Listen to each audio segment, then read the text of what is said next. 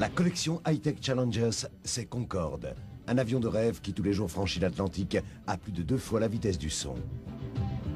Autre magazine de la collection, le monde insolite des robots, qui peu à peu nous envahissent un peu plus dans notre vie quotidienne. High-Tech Challengers, c'est aussi le TGV et un voyage époustouflant à 515 km/h. La haute technologie en vidéo, c'est bien sûr l'espace et tous ces satellites qui gravitent nuit et jour au-dessus de nos têtes.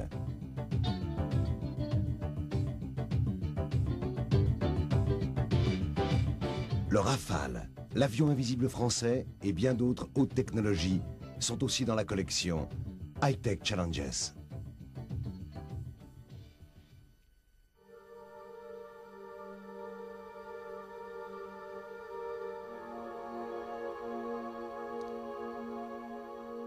Nous sommes en avril 1995, sur le pas de tir numéro 3 de Kourou, en Guyane française.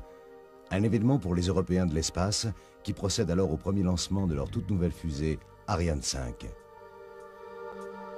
Ariane 5, c'est une fusée polyvalente de conception entièrement nouvelle, capable pendant 20 ans de répondre à la fois aux formidables défis des vols habités, avec en 2002-2003 le lancement de l'avion spatial Hermès, mais aussi aux demandes du marché mondial des satellites. Avec la mise sur orbite par Ariane 5 de monstres de près de 7 tonnes, on est bien loin en cette fin de XXe siècle des 240 kilos du satellite franco-allemand de télécommunications Symphonie, qui au milieu des années 70 marquait la véritable naissance de l'Europe de l'espace.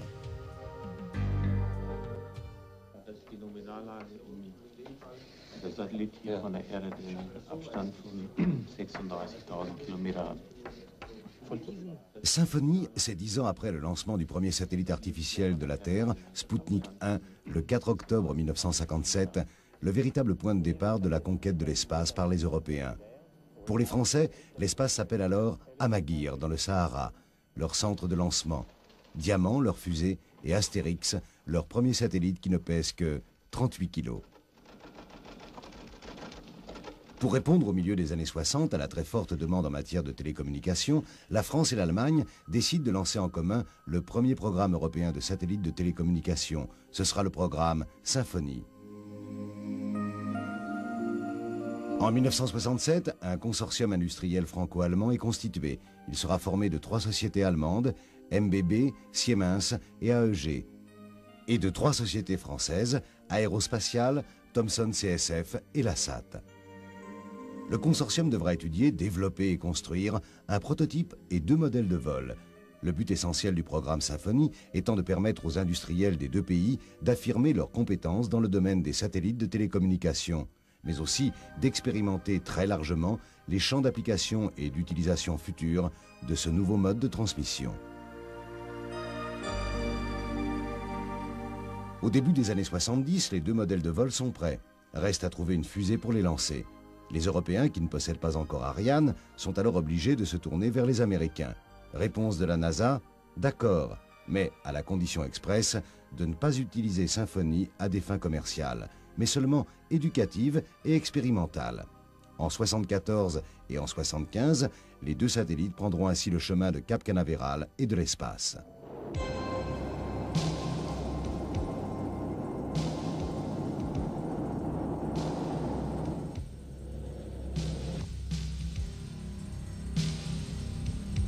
Malgré les restrictions d'utilisation imposées par les Américains, le programme Symphonie va être un véritable succès technologique.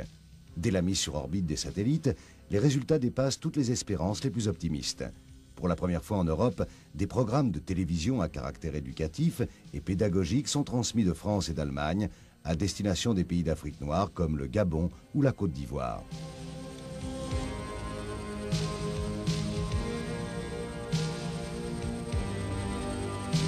Symphonie va permettre également d'établir plusieurs programmes de coopération avec divers pays désireux d'utiliser ces satellites.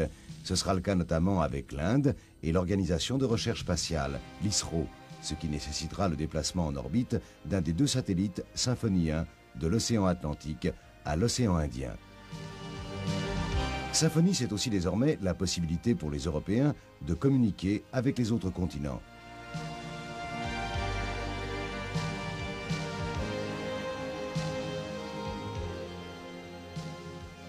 Paul David, est-ce que vous me voyez et est-ce que vous m'entendez? Apparemment pas. Bon, je vous entends maintenant que j'ai eu le signal du réalisateur. Malgré son aspect expérimental, Symphony aura permis aux industriels européens tels Aérospatiale, Thomson CSF ou MBB de se préparer à l'ère naissante des télécommunications modernes, mais aussi d'acquérir une notoriété internationale, leur permettant de remporter des grandes compétitions mondiales comme la série des Intelsat 5.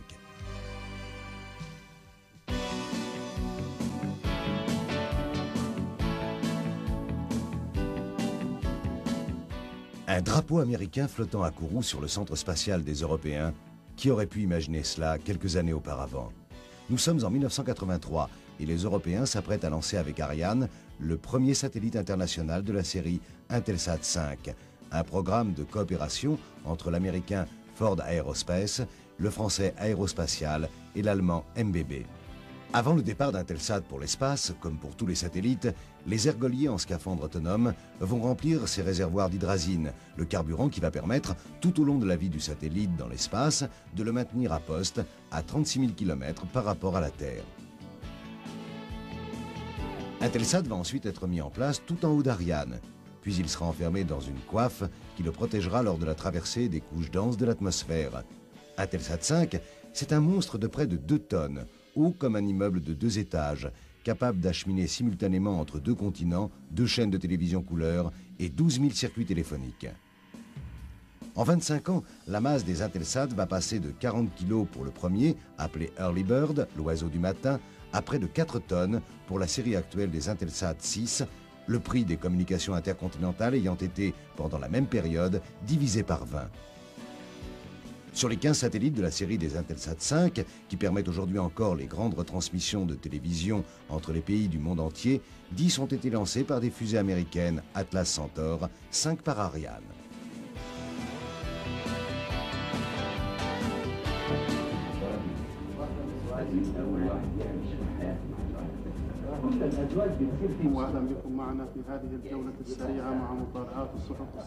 Permettre aux 21 pays de la Ligue arabe de communiquer entre eux de façon moderne, Arabsat, c'est un satellite de communication communautaire entre pays de même langue, de même culture et de même tradition. Construit à Cannes par Aérospatiale, Arabsat, c'est une structure orbitale d'1,2 tonne au sol pour 600 kg en orbite, capable d'acheminer simultanément 8000 circuits téléphoniques et 7 programmes de télévision sur une zone soigneusement délimitée du globe terrestre, celle des 21 pays de la Ligue arabe. Arabsat, comme tous les satellites, doit répondre dès son intégration à toute une série de tests. Tests de vibration reproduisant les contraintes dynamiques que devra subir le satellite lors de son lancement. Tests de choc thermique afin de s'assurer que les structures seront bien capables en orbite de résister aux énormes différences de température entre le jour et la nuit. Ou tests de bon fonctionnement de l'alimentation électrique du satellite assurée par les 20 000 cellules des panneaux solaires.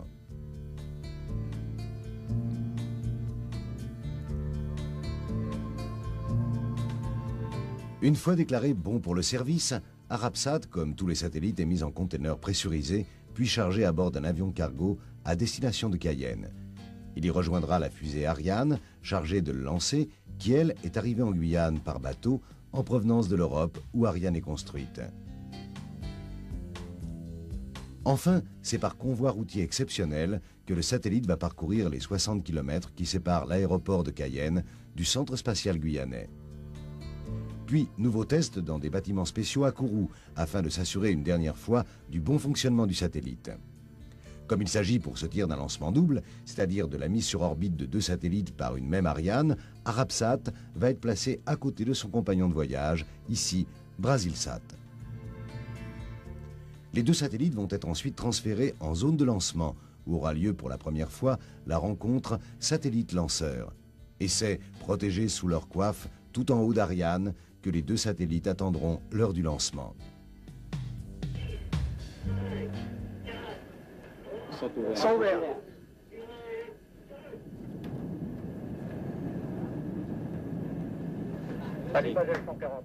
Une fois les opérations de lancement réussies, ce sera aux équipes d'exploitation et de contrôle de prendre en main Arabsat durant toute sa vie orbitale.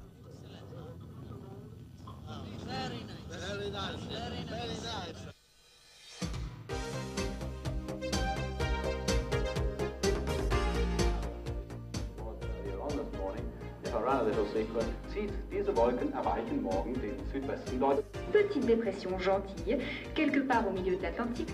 Sulla nostra penisola dei grandi rasserenamenti. Elles resteront supérieures aux normales saisonnières partout ailleurs. This morning, there was a typhoon called Ivy, which is moving fast. Les images météo de la Terre et de son atmosphère font désormais partie de notre vie quotidienne. Nous sommes toujours soumis sous l'influence de cette zone orageuse. Des images prises toutes les demi-heures par le satellite Météosat, qui se trouve en permanence sur l'équateur, à 36 000 km d'altitude, au-dessus du golfe de Guinée. Des images transmises au centre des opérations Météosat de Darmstadt, en Allemagne.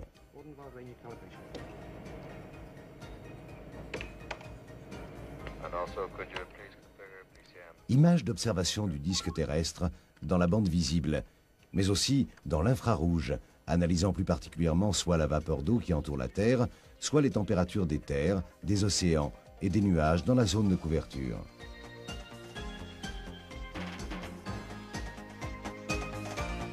Les données brutes reçues à Darmstadt sont alors traitées de façon automatique afin de corriger les différentes déformations. Après analyse des images reçues, on calcule ensuite tous les paramètres permettant de les exploiter. On établit ainsi avec précision les éléments de base de la prévision, comme les vecteurs de déplacement des nuages, les températures de la surface des mers, l'humidité de la haute troposphère, les indices de précipitation ou l'analyse de la couche nuageuse.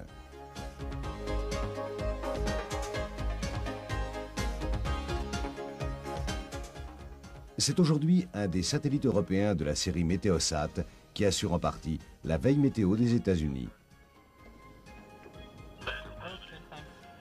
C'est l'organisation intergouvernementale EUMETSAT, dont le siège est à Darmstadt en Allemagne, qui exploite le système européen des satellites météorologiques opérationnels Météosat.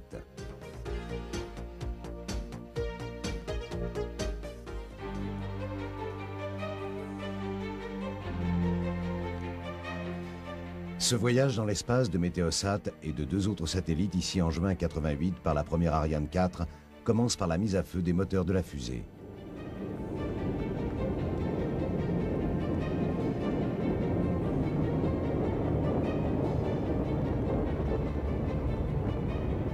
Une minute plus tard, c'est la séparation des deux propulseurs à poudre qui ont aidé au décollage des 417 tonnes d'Ariane, pratiquement le poids d'une rame de TGV.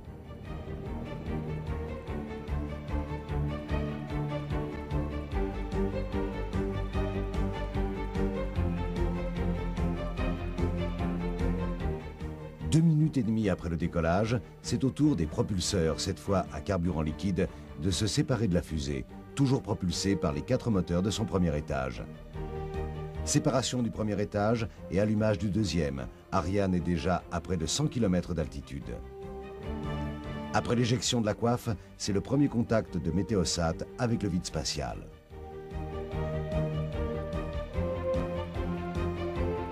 Moins de 6 minutes après avoir quitté Kourou, séparation du deuxième étage et allumage du troisième qui va alors brûler pendant 12 longues minutes, à l'issue desquelles aura lieu l'injection, ou si l'on préfère, la mise sur orbite. Le troisième étage d'Ariane et les 3 satellites qu'il propulse se trouvent alors à près de 300 km d'altitude et 6000 km de Kourou, sur l'Atlantique, au-dessus du golfe de Guinée. Après avoir été mis en rotation et 20 minutes après son départ de Kourou, Météosat est alors définitivement libéré. Puis ce sera au tour du deuxième, ici AMSAT, un petit satellite pour radio-amateurs. Le troisième étage va alors continuer son balai dans l'espace afin d'éviter toute collision avec PanAMSAT, un satellite de télécommunications américain. Ariane a terminé sa mission et c'est maintenant aux stations sol de contrôle des satellites de jouer.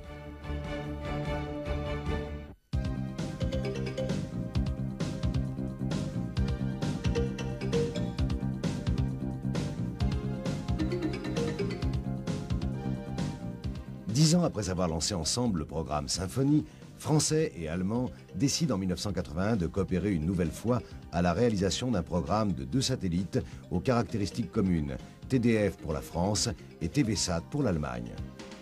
Un programme de satellite de diffusion directe d'images de télévision utilisant la norme D2MAC, plus performante que les standards actuels, PAL ou SECAM, gage d'une qualité d'image et de son jusqu'alors inconnue. C'est la construction de satellites de conception modulaire qui est alors décidée par le maître d'œuvre Eurosatellite, une filiale commune d'Aérospatiale et d'Alcatel-Espace pour la France, de MBB, ANT et AEG pour l'Allemagne et ETCA pour la Belgique.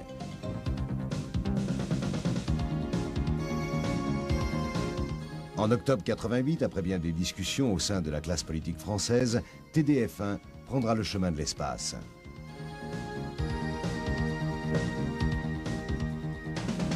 Attention pour des 10, 9, 8, 7, 6, 5, 4, 3, 2, 1, feu. Allumage. Décollage. 20 minutes après avoir quitté Kourou, TDF-1, comme tout à l'heure Météosat, est maintenant en orbite sous les ordres de la station Sol, chargée de le contrôler. Pour TDF-1, ce sera le centre de contrôle du CNES de Toulouse qui devra le surveiller nuit et jour, et cela pendant une dizaine d'années, la durée de vie du satellite. C'est du sol qu'on va donner l'ordre par télécommande au satellite de déployer ses panneaux solaires, puis à plusieurs reprises d'allumer son moteur d'apogée, afin que son orbite ne soit plus une ellipse, mais qu'elle décrive, dans l'axe de l'équateur, un cercle parfait à 36 000 km d'altitude au-dessus de la Terre. TDF-1 rejoindra alors seulement son orbite appelée géostationnaire, car tournant à la même vitesse que la Terre, TDF-1 semblera comme immobile dans le ciel. Ordre sera alors donné de l'ouverture complète des panneaux solaires, fournissant l'énergie au satellite qui jusque-là vivait sur celle de ses batteries. Puis, TDF-1 sera stabilisé sur ses 3 axes, dernière opération avant l'ouverture et le réglage précis des antennes d'émission et de réception du satellite. Après de savantes manœuvres de dérive, TDF-1 sera parfaitement stabilisé à 19 degrés ouest sur l'équateur. Seulement alors pourront commencer les premières transmissions d'images de télévision. Il se sera pratiquement passé un mois depuis le départ de Kourou de TDF-1. TDF-1, TDF-2 et TVSAT sont aujourd'hui tous en orbite, ainsi que Télé-X, leurs frères jumeaux réalisés pour les pays nordiques. TDF-1, TDF-2, c'est la réception directe d'images de télévision de très haute qualité, une image cinéma beaucoup plus grande, au rapport 16/9, et aussi plusieurs canaux sonores permettant la stéréophonie ou l'écoute des programmes dans la langue de son choix. C'est la télévision haute définition venue de l'espace.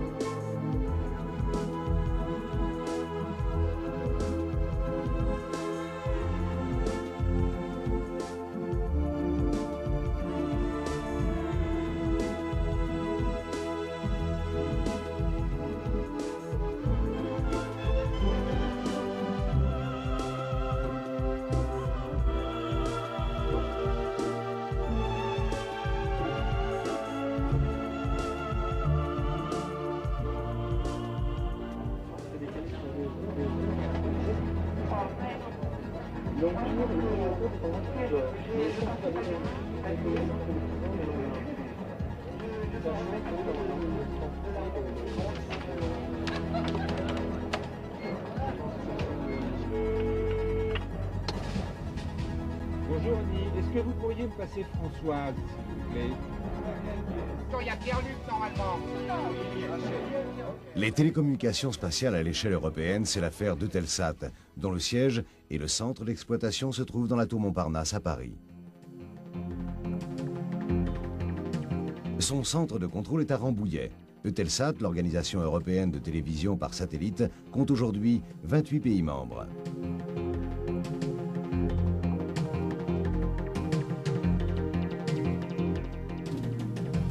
Les satellites de la série Eutelsat 2 de deuxième génération, actuellement en orbite, sont des satellites de très forte puissance, capables d'acheminer simultanément 17 000 circuits téléphoniques ou 16 chaînes de télévision, sur une très large zone de diffusion dépassant les limites du bassin méditerranéen.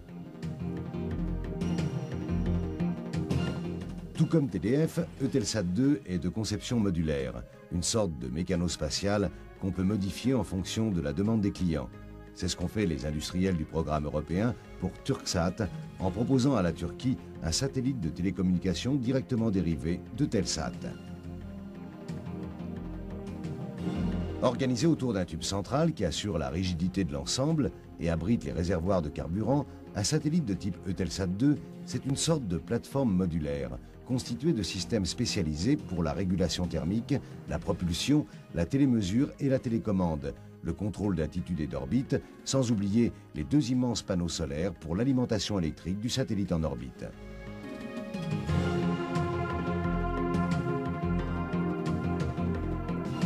Un satellite de type Eutelsat 2, c'est une masse de près de 2 tonnes, dont 800 kg de carburant lui assurant 8 à 10 ans de vie, un cube de 2,50 m de côté, recouvert d'une sorte de couverture dorée, sur lequel viennent s'accrocher de part et d'autre 2 grandes ailes de plus de 20 mètres d'envergure.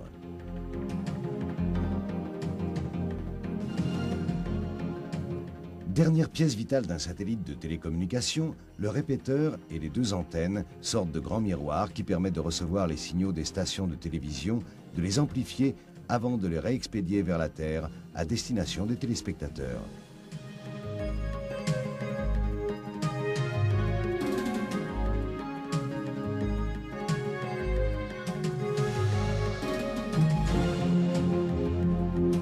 En fonction de la demande, Eutelsat 2 peut par un faisceau large couvrir l'ensemble du continent ou par un faisceau de grande puissance concentrer son rayonnement sur l'ouest et le centre de l'Europe.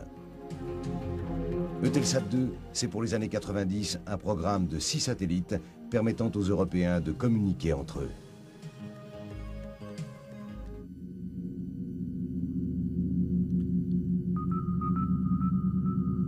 Scruter le ciel aux confins de l'univers, c'est la mission d'ISO, un satellite scientifique d'observation dans l'infrarouge qui, compte tenu de la précision demandée aux optiques, nécessite plus que tout autre, pour son élaboration, des précautions draconiennes de propreté. Un lieu plus propre que n'importe quel bloc chirurgical, la moindre poussière sur un miroir ayant des conséquences catastrophiques pour les observations futures. Pour détecter les très faibles émissions infrarouges des sources lointaines de l'univers, le télescope d'ISO devra être en permanence refroidi aux limites du possible, à moins 270 degrés, à 3 degrés Kelvin, proche du zéro absolu. Une observation de la matière froide de l'univers, les planètes, astéroïdes, poussière des systèmes stellaires et des milieux galactiques, ou enveloppes d'étoiles. Un monde jusqu'alors inaccessible au télescope traditionnel, dont la vision est irrémédiablement perturbée par l'atmosphère terrestre. Scruter l'univers invisible, c'est le rôle d'ISO, un satellite développé par Aérospatiale pour le compte de l'Agence spatiale européenne.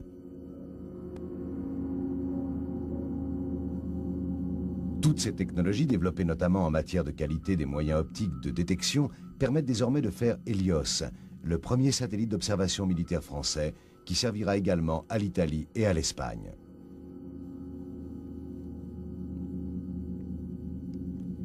L'observation de la Terre par satellite à des fins civiles ou militaires est devenue aujourd'hui, pour les puissances spatiales, une obligation. Directement dérivé de Spot, qui de son orbite située à 850 km au-dessus de la Terre peut voir des détails de 20 mètres de côté en couleur et de 10 mètres en noir et blanc, Hélios, dont le pouvoir de résolution est classifié secret défense, aura sans aucun doute une vue encore plus perçante. On parle d'identification de l'ordre de quelques mètres. Hélios, tout comme Spot, aura une orbite polaire, c'est-à-dire qu'il surveillera en permanence la Terre en passant par ses 2 pôles, analysant au sol les moindres mouvements. Observations optiques puis d'ici la fin du siècle, observation radar ou par infrarouge. La deuxième génération d'Hélios pourrait être ainsi opérationnelle de nuit comme de jour.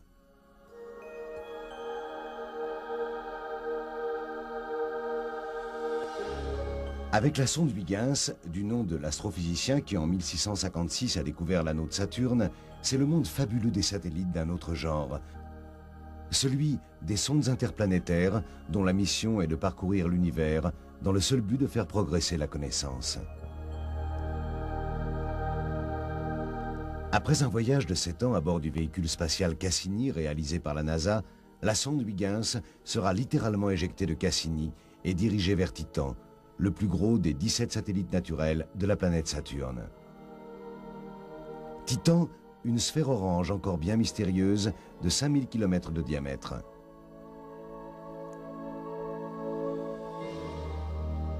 À l'approche de la haute atmosphère de Titan, la sonde Huygens, dans sa course vertigineuse, sera alors freinée avant de poursuivre sa descente au bout d'un parachute.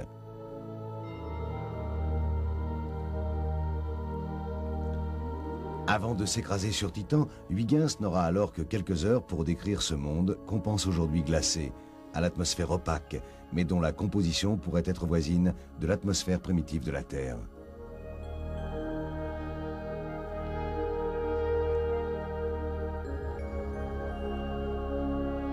Pendant toute la mission de Huygens, le véhicule spatial Cassini restera en orbite autour de Saturne, servant ainsi de relais vers la Terre aux informations recueillies par la sonde pendant sa descente vers Titan. Le départ de la planète Terre pourrait avoir lieu en novembre 1995 pour un atterrissage sur Titan au début de 2003.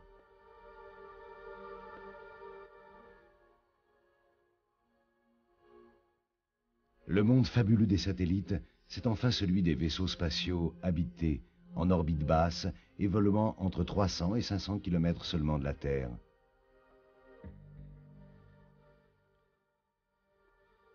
Si aujourd'hui seuls les soviétiques à bord de leur station orbitale Mir vivent en permanence dans l'espace, demain pour le reste du monde, l'avenir s'appelle Freedom, la station orbitale internationale de la fin des années 90.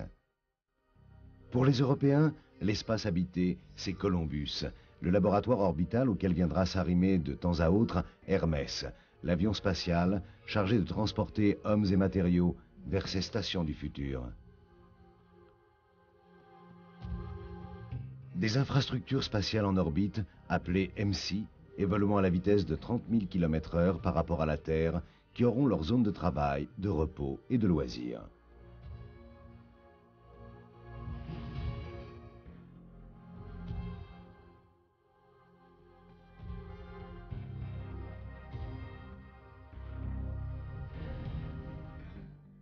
Pour assurer la sécurité des citoyens de l'espace, on a même imaginé une sorte d'ambulance ou véhicule d'urgence, capable de rapatrier très rapidement sur Terre ces voyageurs au long cours.